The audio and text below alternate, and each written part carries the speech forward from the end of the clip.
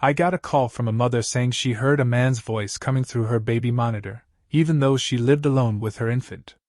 She was in tears, saying the voice was whispering her baby's name. I stayed on the phone with her until officers arrived. They found no one in the house, but the monitor was still crackling with static. I could hear it over the phone, and for a second, I thought I heard the voice too. The air hung heavy with a strange, almost tangible tension. It wasn't just the frantic, choked sobs of Sarah, the young mother on the other end of the line, though those certainly contributed to the oppressive atmosphere. It was something deeper, something primal and unnerving that seeped into my own bones despite the sterile environment of my dispatch office. It's Ethan's name," she gasped, her voice barely a whisper, punctuated by the rapid, shallow breaths of terror. "He's whispering Ethan's name, officer, and I'm alone.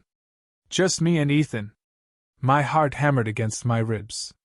Sarah lived in a quiet suburban cul-de-sac, a picture of idyllic domesticity. It was the kind of place you'd expect to find picket fences and lemonade stands, not a chilling mystery unfolding in the dead of night. "Ma'am, please try to stay calm," I said, my voice steady despite the unease burgeoning within me. "We're sending officers to your location now. Can you tell me exactly what you're hearing?" "It's just static," she stammered. "But then I hear it. A man's voice. It's low and gravelly. Like he's right there, in the room with us." I could hear the crackling static through the phone, a persistent, unsettling hiss that filled the silence between her panicked breaths. It was a sound that usually signified a faulty connection, but there was something subtly sinister about it, a whisper of something unseen lurking beneath the surface. "Are you sure there's no one else in the house, ma'am?" I asked, my voice betraying a flicker of doubt. "Perhaps a neighbor, or maybe a maintenance worker?" No one," she cried, her voice cracking. "I'm absolutely certain. I checked before I called. The doors are locked, the windows are closed. There's no one here but us." The officers arrived within minutes, sirens wailing in the night. I stayed on the line, offering whatever comfort I could as Sarah, trembling with fear, relayed every detail to them. I listened as they searched the house, their voices echoing through the receiver, reassuring, yet also charged with an underlying sense of unease. "The house is secure, dispatch."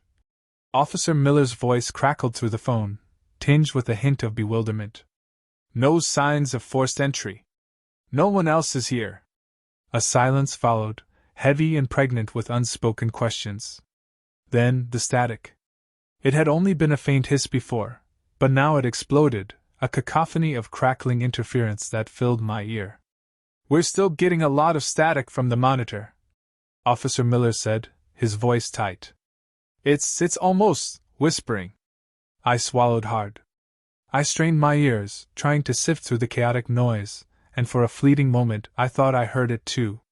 A whisper, barely audible, yet undeniably there. It was a guttural sound, like gravel grinding against stone. And it seemed to form into a single, sickeningly sweet word.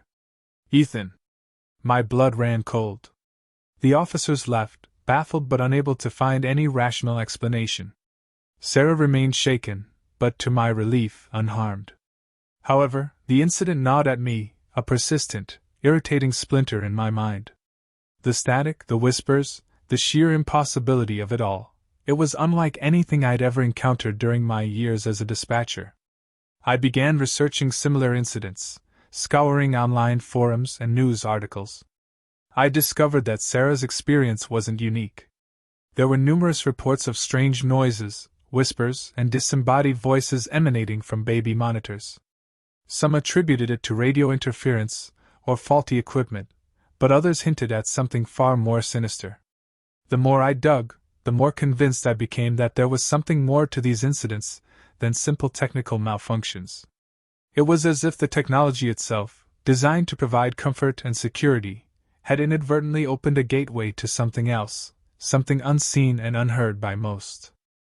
Driven by a strange fascination and a growing sense of unease, I started following up on every report of a similar nature. It became an obsession, consuming my thoughts, my dreams, and my waking hours. I began to document the cases, meticulously recording dates, locations, and any details related to the strange occurrences. The patterns were subtle at first, but as I compiled more data, a chilling truth began to emerge. The incidents often clustered around certain geographical areas, sometimes near old burial grounds or sites of historical tragedies. Furthermore, the whispers often centered on the names of children, as if the entities behind them were somehow drawn to the innocence and vulnerability of the young. My colleagues started to notice my obsession, their initial curiosity turning into concern. They joked about me becoming a paranormal investigator, but the laughter felt hollow, a thin veil over the growing unease they sensed in me. One particularly chilling case involved a young girl named Lily. Her parents heard a guttural voice through the monitor, repeating her name over and over. The voice was accompanied by a low, rhythmic thumping that sounded like footsteps. When the police arrived, they found the monitor showing a static-filled image of a darkened room. The thumping continued for several minutes before abruptly ceasing. I had a gut feeling about Lily's case. It was hauntingly similar to Sarah's story, yet with a darker edge. I contacted Lily's parents, offering my support and a listening ear. They were hesitant at first, but after our conversation, they agreed to share their experiences with me. Lily's parents described the voice as being malevolent, filled with a palpable sense of rage and despair. They claimed that after the incidents, Lily became increasingly withdrawn and fearful, exhibiting symptoms of sleep disturbances and night terrors. I spent hours poring over Lily's case file, trying to find a connection to other incidents. It was then that I stumbled upon a historical account of a tragic fire that had occurred in the same neighborhood decades ago. Several children had perished in the blaze, their cries echoing through the streets until the flames consumed them.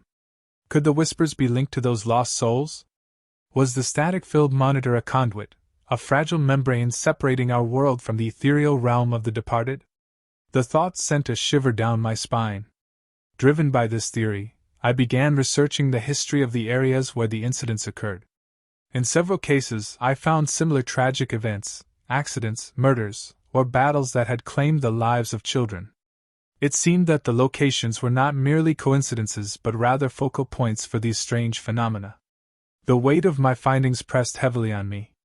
I realized that I was no longer just a dispatcher, a facilitator of emergency calls. I had stumbled upon something far more profound and unsettling. I was a witness to a hidden dimension, a realm where the boundaries between life and death blurred. The whispers, the static, the chilling sense of dread, they were all pieces of a puzzle, a horrifying tapestry woven from the threads of tragedy and unresolved pain. And the baby monitors, those seemingly innocent devices designed to bring peace of mind, had become gateways into this terrifying realm. The fear that had been simmering beneath the surface now boiled over. I was no longer just intrigued, I was terrified. The knowledge I had gained was a burden, a heavy secret that threatened to consume me. I started having my own strange experiences. I would hear whispers in the quiet of the night, barely perceptible sounds that seemed to whisper my name. The static that had once been a faint background noise in Sarah's case started to appear in my own home, crackling through the speakers of my old radio.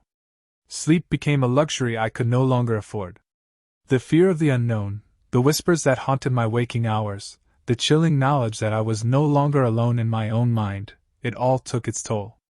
I knew I needed to find a way to understand what was happening, to find a way to stop the whispers. But the more I delved into this strange world, the more I realized that I was out of my depth. The whispers were a voice, a desperate plea from the other side. They were a reminder that some wounds never truly heal, that some losses echo through eternity.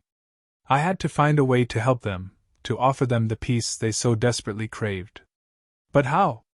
How could a simple dispatcher, armed with nothing but a phone and a growing sense of dread, possibly help the unseen, the unheard? The whispers continued, growing louder, more insistent. And as they echoed through the silence of the night, I knew that my journey had only just begun. The realm of the unseen had claimed me, and I was now forever bound to its secrets. The whispers would not be silenced, and I was no longer just a dispatcher. I was a conduit, a reluctant bridge between the living and the lost. And the whispers, they were only going to get louder.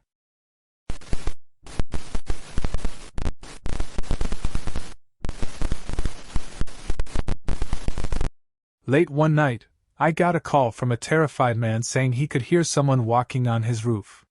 He was too scared to go outside and check. His voice, a high-pitched tremor, was barely audible over the frantic breaths that punctuated his every word. It's like someone's pacing back and forth," he stammered, "and it's been going on for ages. I'm too scared to go out there. My name is Elias Thorne, and I'm a 911 dispatcher. I've heard my fair share of panicked calls, but this one had a different edge. A chill that seeped into my bones despite the warm air conditioning of the dispatch room." I tried to calm him down, my voice soothing and reassuring. "Stay inside, sir. Stay where you are, and I'll dispatch a unit right away. They'll be there in a few minutes." He mumbled something about not wanting to be alone, and I stayed on the line with him, my eyes glued to the screen, watching the unit's dispatch. The silence was punctuated by the occasional creak and groan, sounds I assumed to be the house settling under the weight of the night, but in the context of his fear, they sounded like ominous pronouncements. He stayed mostly quiet after that, his shallow breaths the only evidence that he was still on the other end of the line. I tried to fill the silence with small talk, anything to keep his mind occupied. It was a futile effort. The tension in the air was palpable, a physical thing woven into the fabric of the connection between us. Then it happened. He's looking in the window," he whispered, his voice barely a breath. My heart leaped into my throat. "Sir, are you sure?" I asked, my voice losing its practiced calm. A strangled sound, a gasp, and then silence. Complete, utter silence. The line went dead. My hand flew to the panic button, the urgency of the situation overriding my initial shock. "Unit 17, we have a possible break-in, possible unresponsive subject at address." I repeated the address and the few details I had, my fingers flying across the keyboard, sending the information to the officers on their way. The radio crackled to life, the officers acknowledging the call, promising to arrive as quickly as possible. But for me, the quiet of the dispatch room was filled with a growing unease. I couldn't shake the image of the terrified man, the fear etched in his voice, the chilling words. "He's looking in the window." The officers arrived at the scene a few minutes later, their voices echoing through the dispatch room as they reported back. "House is secure, locked up tight. No signs of forced entry." I felt a surge of relief, then a nagging question. If it was a break-in, why was the house locked? What happened to the man? "Found some odd muddy footprints on the roof," one of the officers continued. "But there aren't any tracks leading up to it. It's like they just appeared." My blood ran cold.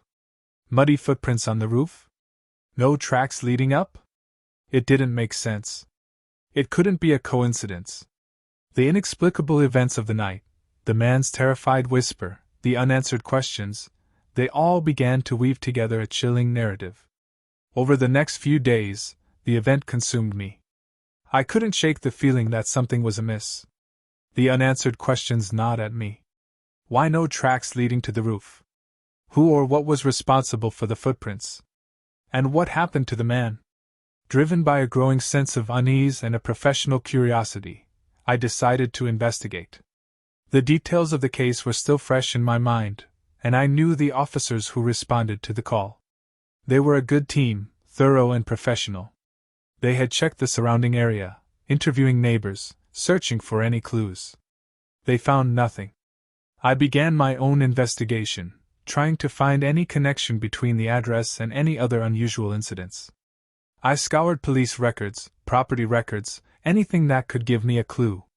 The house belonged to an elderly man named Arthur Blackwood.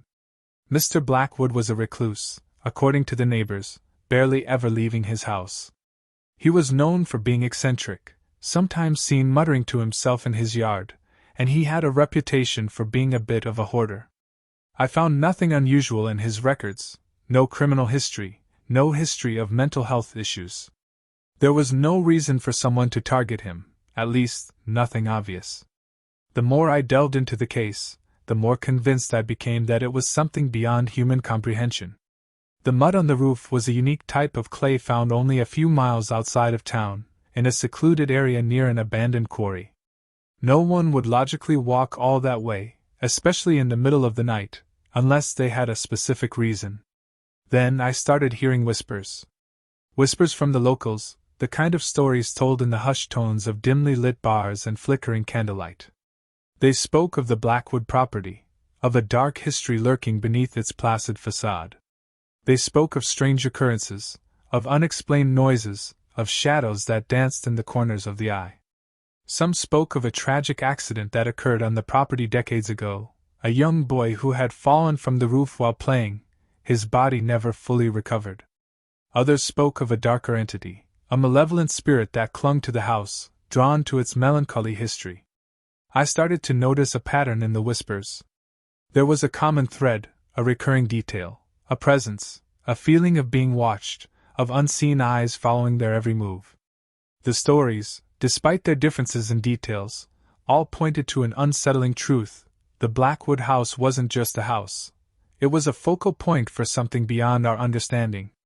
My investigation became a delicate dance between logic and intuition, a journey into the unknown that challenged everything I thought I knew.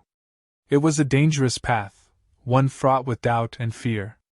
But I couldn't ignore the whispers, the unanswered questions, the lingering chill that pervaded the case.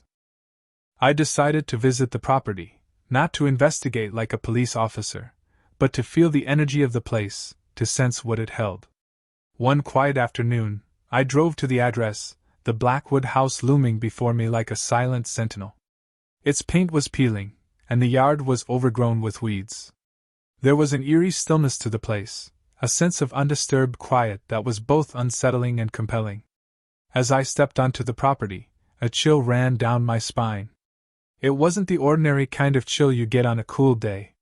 It was a deeper chill, one that seemed to come from the very heart of the house. And I could feel it, a presence that was both oppressive and alluring, like a siren's song beckoning me closer to a dangerous shore. I spent hours on the property that day, pacing the overgrown grass, trying to feel a connection, a glimpse of what troubled the house. It was as if the air itself vibrated with unspoken energy, a whisper of a story waiting to be unfolded.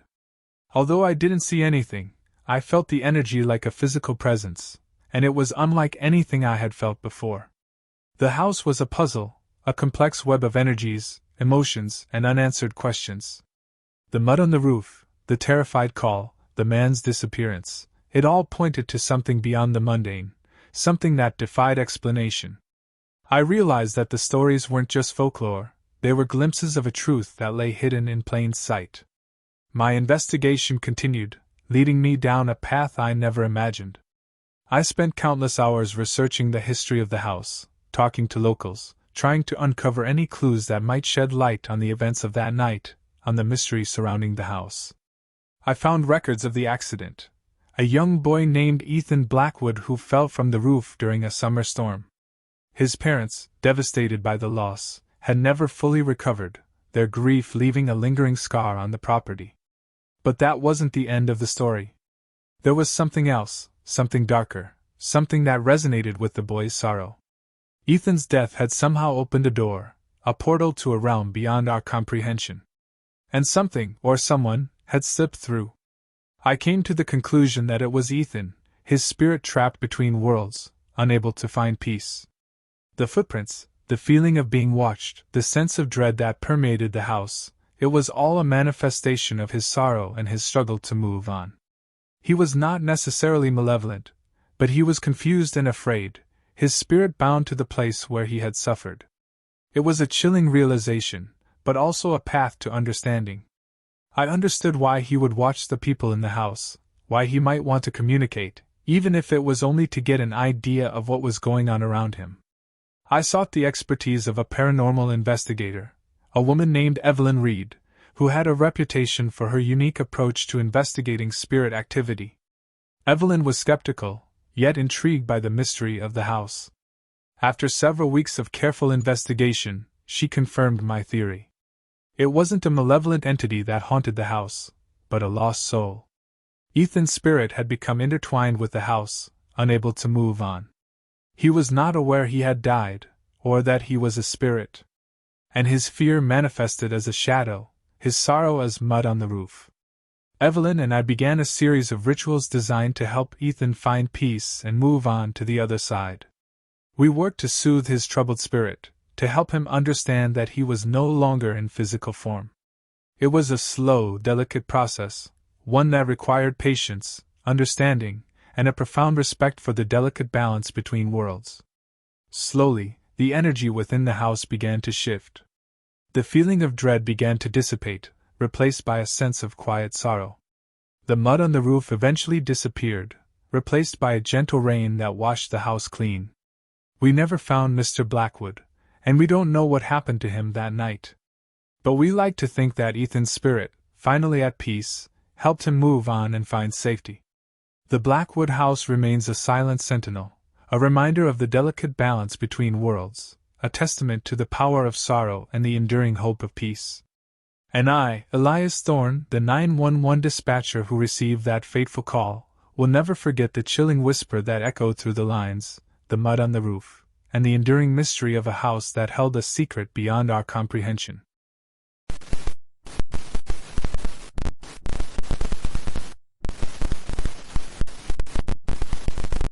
Working as a 911 dispatcher, I've heard my share of strange and unsettling calls.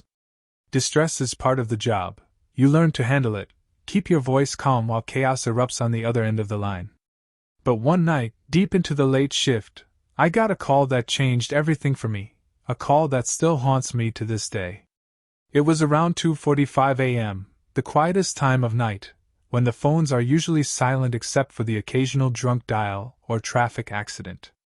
I had just finished handling a routine call about a fender bender when the next one came in.